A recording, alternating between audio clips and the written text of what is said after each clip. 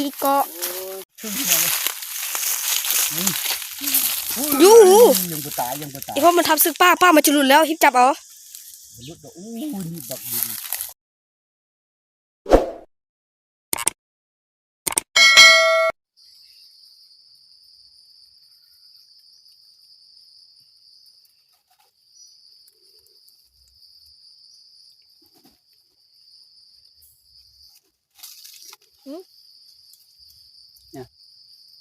คือว่าหลังหนึ่งดีด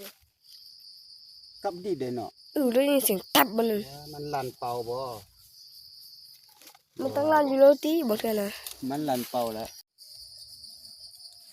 เสียยังไม่ขาวลูกเมียงเนี่ยจังกัดว่ะเนี่ยนี่กัดไปทางไหนบ่ฮู้เลยเด้อบัดนี้นะกัดบ่จิบปะบาดเดียวนี่เทมักอันนี้ถูอันนั้นแล้วกันเอามาเล่นดูอันนึงอันนี้ถูกใส่กับไผ่บอกเป้าความร้อนอันตรายแต่ก็เสียชีวิตแล้วเอาไปได้ป่ะแข่งมาจะนี่จะได้เปลี่ยนอีกแหละจะดีอย่าเอายางนี่ใส่บดีนะมันยางนั้นอยากอ่อนนั่นเอง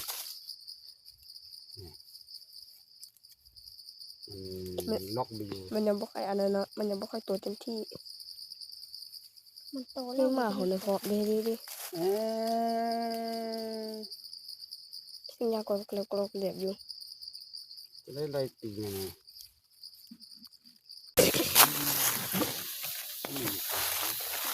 ี่ไม่ให้ใส่เส้นหนองปลาสีได้ใส่กลางวินเนี่ยมันเดือดเพราะนกลงมันกินน้ำเอาอย่างไทยไปยังฮันเนี่ยเส้นหนึ่งตัว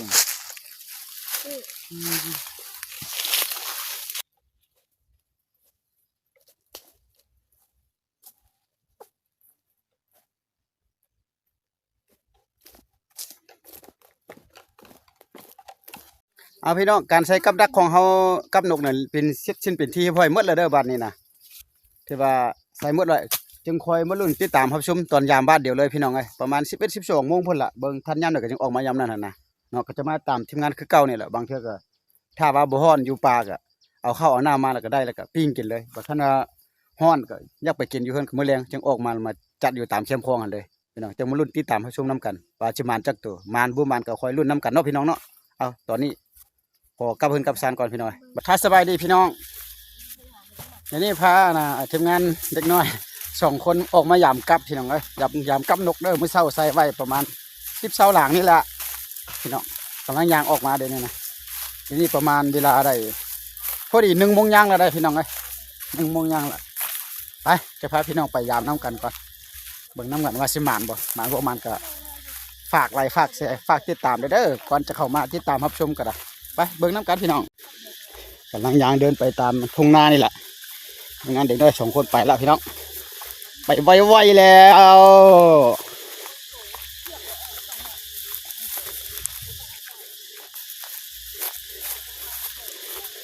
แดดร้อนหลายพี่นะฝ้าห้องคึมอยู่จักจะฝืนมือใดบ่ฮู้แดดร้อนอีหลี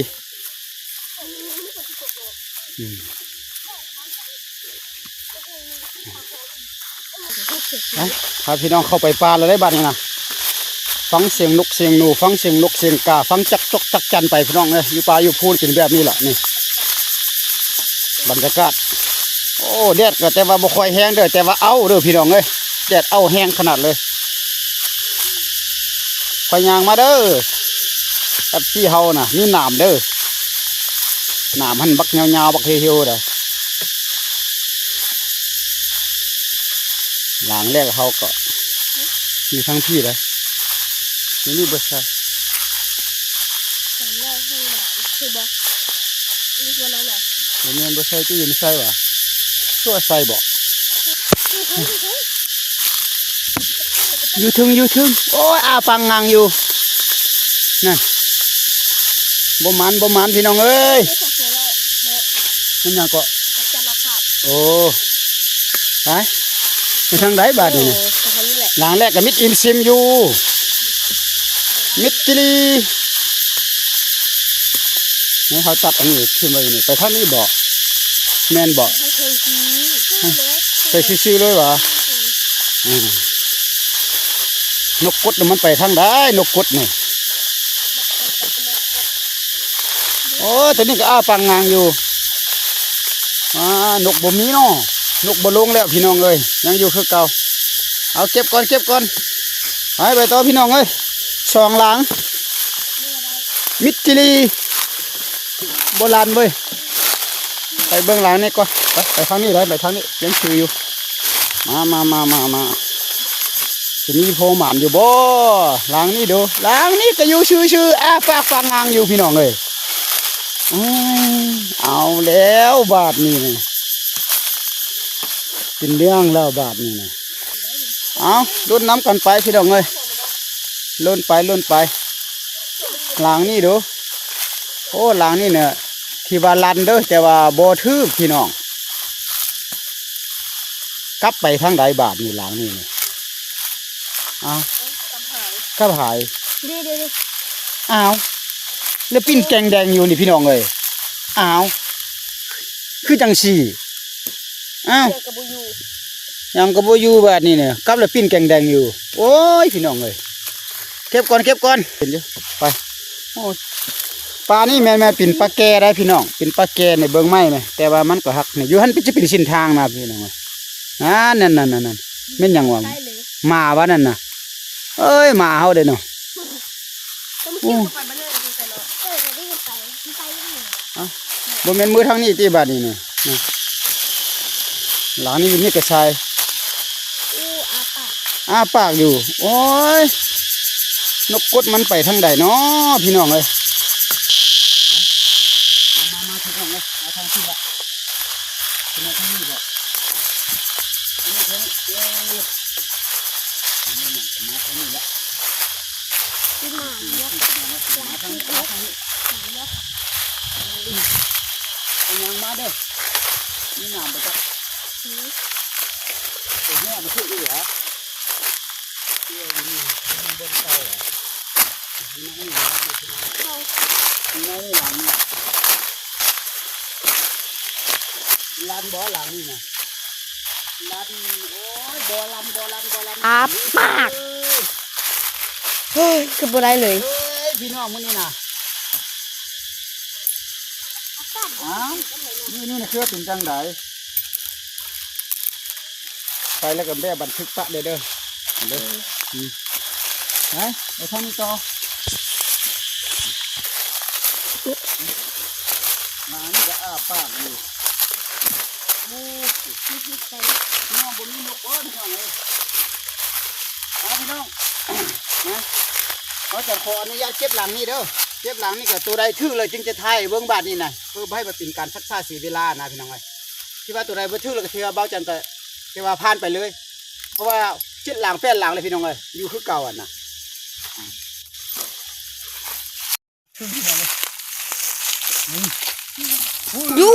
ยังบ่ตาย อีพ่อมันทำซึกป้ามันจะหลุดแล้วฮิปจับเอา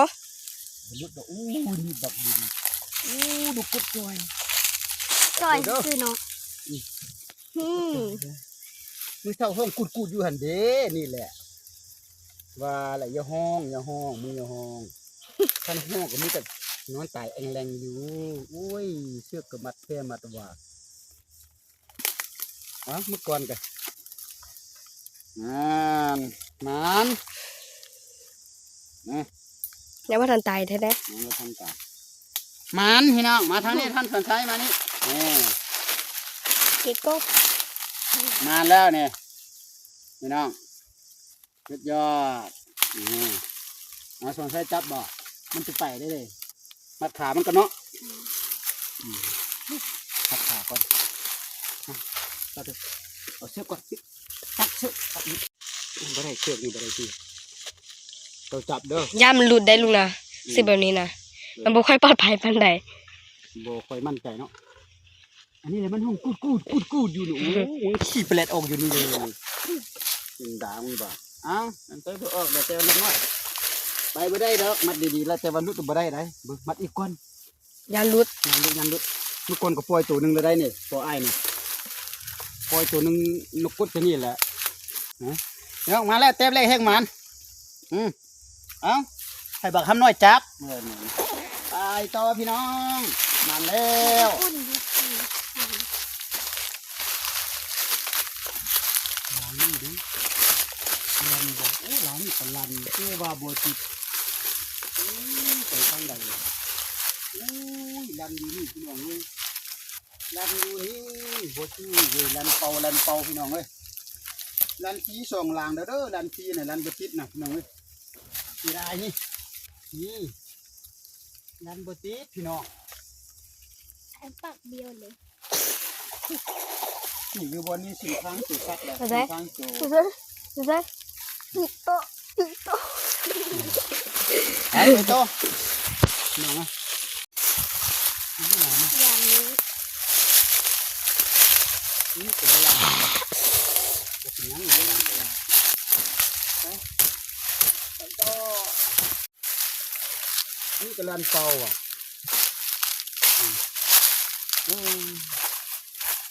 ลานเบติดนี่ลานเบติดว่ะ ให้หลายได้ไหม อยู่หันส่วนซะเจ้ายางจะโดนใส่บ่ดีอยู่บ่ฮะอยู่บ่หันไปหรือบ่ไปเที่ยวเบิ่งมือดูอยู่วันเกี้ยงไว้นะบ่ได้ใส่ติเกี้ยงไว้ได้อยู่หันนี่เบิ่งดูใส่บ่ บอก บ่ได้ใส่บ่ฮะ บอก มาทางนี้ท่านบ่ใส่แล้วจ้ะทุกคนอยู่นี่ก็ได้ตัวนึงหมดนี่มันหมดเป็นน้ำอยู่นี่แหละนี่เป็นลานอีกแล้วแต่ว่าตัดไปทางไหนตัดหายพี่น้องเลยตัดเสียพี่น้องเลยนี่เจ้าบุญหอดลูกนั่นพี่น้องจิ้นมาอยู่นี่ละจิ้นเป่าอยู่ลานนั่นโอ้ยพี่น้องนี่สามหลังสี่หลังแล้วเด้อลานทีนะลานบ่ถือกันนะพี่น้องเอ้ย จะเหมือนเรา โอ้ยกับเฮ้ยใส่ถุงมือยังประมาณ4-5หลังพี่น้องเอ้ยนะถึงเท่าไหร่นั่งอยู่นี่ฮะประมาณ ก็จะได้ อืม มุด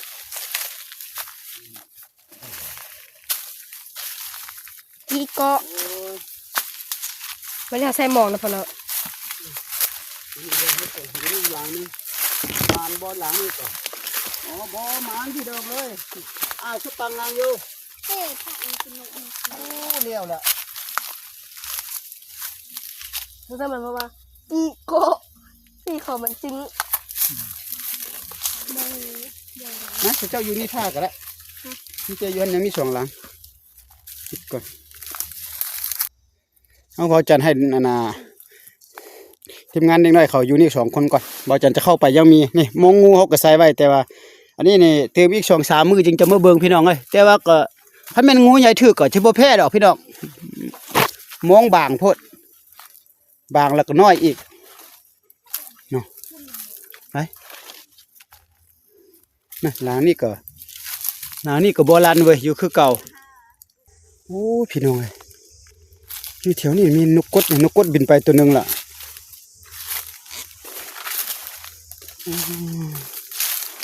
เขาใส่มองอยู่นี่นกกดน่าบินไปอยู่นี่ตัวหนึ่งข้าเผาหลังชุดท่าอยู่นี่บ่ถือซ้ำพี่น้องมุกนี่นกเข้าไปอยู่นี่โบราณซ้ำเอาพี่น้องไปยังเหลือกับ3หลังพี่น้องเอ้ยใส่อยู่เจฮันแต่ว่าอยู่ฝากของการข้ามมันก็เขาเพราะว่าใกล้สงกรานต์ปีใหม่แล้วเขาเปิดเครื่องเสียงนะพี่น้องบางเทื่อก็มันจะสัตว์เข้ามาทางอันน่ะอยู่คลิปเขาก็ประจักษ์พี่น้องเลย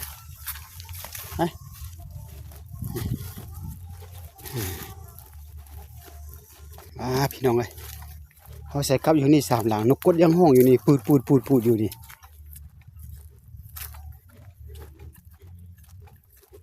ปิ่นยังบ่ถือกับเขาเนาะอยู่นี่ก็ปิ่นเฮือนคนน่ะนี่เขาเปิดเครื่องเสียงอยู่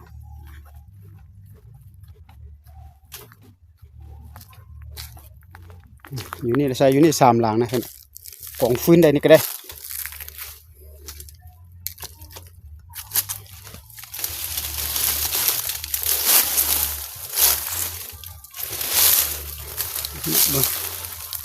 โอ้หลังคนก็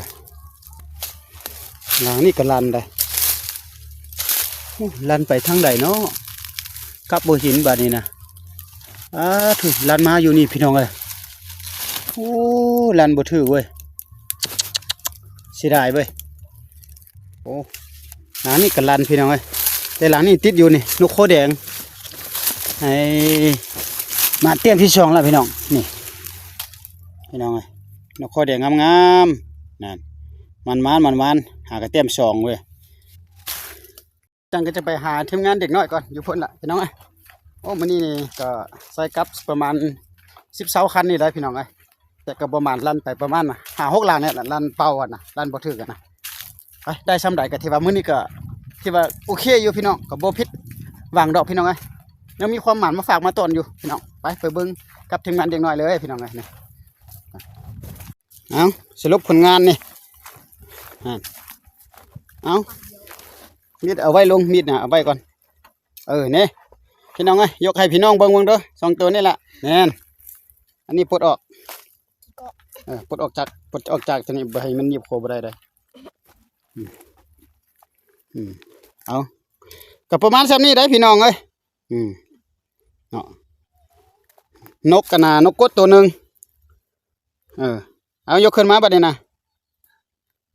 เอายกขึ้นมากันนี่อยู่หันมาเจอกันเลยพี่น้องนกกดตัวหนึงนกโคแดงตัวหนึงมีแต่2 ตัวพี่น้องก็บ่มันก็พอได้ที่ว่ามีความหมันมาฝากมาต้นอยู่2 ตัวก็ยาพี่น้องไอ้พอได้ปิ้งมื้อแรงก็ที่ว่าได้น่ะได้ปิ้งอยู่ดอกพี่น้องนี่ทีมงาน3 คนนี่แหละจะปิ้งกินฮอดมื้อแรงก็ประมาณ 4-5 โมงพุ่นแหละเนาะเอาสำหรับคลิปนี้ก็เบาจันก็จะอำลาพระจากกับพี่กับน้องน้ำ FC หมดสุผู้สุคนทางฝั่งลาวและไทย